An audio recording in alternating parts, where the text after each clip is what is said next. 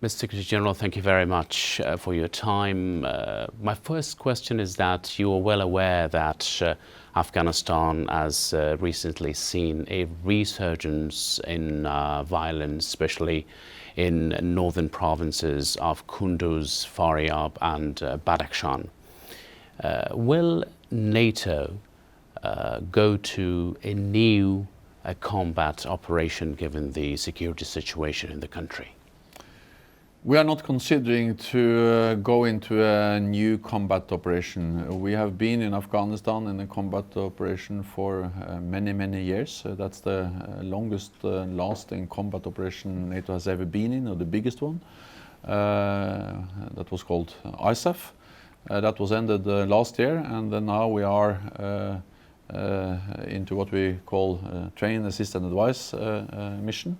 The research support mission. And I think that in the long run there is no way that NATO can be in a combat operation in another country for so many years. So at some stage the responsibility for the security of Afghanistan has to be in the hands of Afghans, and that was exactly what happened last year. Can Afghan security forces fight the Taliban and other militant groups on their own in Afghanistan? Yes, they can. They have proven to be very capable, very competent security forces, the Afghan National Security Forces. But we will continue to help them. We will continue to assist them. We train, we assist, and advise them. And in addition, the international, also NATO and NATO partners, are also providing substantial funding for the national Afghan security forces. Another matter of concern for the Afghan leaders and also for a couple of regional leaders is the Daesh presence in some areas of Afghanistan. To what extent NATO is concerned of ISIS or Daesh presence in the country? I met with President Ghani, and he briefed me on the concerns about increased presence of ISIL and Daesh in Afghanistan. We have also seen reports about Al-Qaeda, and of course we have Taliban. But again, that's the reason why we support the efforts of the Afghan government, of the Afghan National Security Forces in their efforts to fight extremism, terrorism, violence in Afghanistan. And we will continue to support them. And no one believed that this was going to be an easy task, or that there was going to be peace and stability in Afghanistan. But I think it's better that the Afghans are doing this themselves, and that we support them, instead of that NATO is responsible for also the combat operations in Afghanistan. Let me bring another topic to your attention, Mr. Secretary-General. The head of Afghanistan's upper house of parliament recently told us that Moscow will soon provide Afghan security forces, Afghan police, with 10,000 AK-47 machine guns.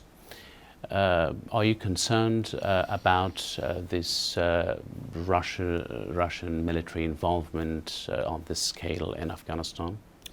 I think we have to leave to the Afghan government and the Afghan army and security forces to decide what kind of equipment they think that they need, and they already use equipment from different nations, and also partly from Russia. So I trust that the Afghan army is able to find out what kind of equipment which is useful for them, and that they are using that in a responsible way. The thing again is that Afghanistan is an independent, sovereign nation.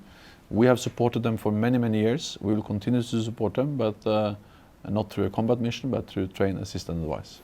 And what's NATO's future presence in Afghanistan, if you can brief. We will that. continue to stay in Afghanistan. We have, I expect NATO's foreign ministers later on this week to decide to maintain approximately the same force level as we have today through 2016. But then we will constantly assess the situation and decide for how long we will stay with the present force level. But even when we end the present mission, the rescue support mission, we will continue to be there.